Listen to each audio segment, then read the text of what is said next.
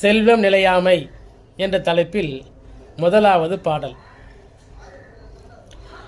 அறுசுவை உண்டி அமர்ந்தில்லால் ஊட்ட மறுசிகை நீக்கி உண்டாரும் வரிஞர சென்று இறப்பர் ஓரிடத்து கூழினின் செல்வம் ஒன்று உண்டாக வைக்கற்பாட் அன்று.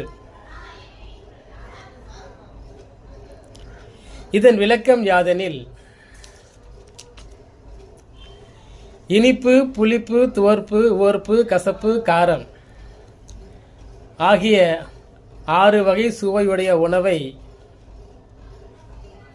அன்புடன் அமர்ந்து இல்லால் ஊட்டினாலும் ஒரு கைப்பிடி அளவை உட்கொண்டு மற்றவற்றை நீக்கி உண்ட செல்வந்தர்களும் வறுமைக்குள்ளாகி வேறிடம் சென்று ஓரிடத்தில் கூழ் என்றாலும் இறந்து உண்பர். ஆதலால் செல்வம் என்ற ஒன்று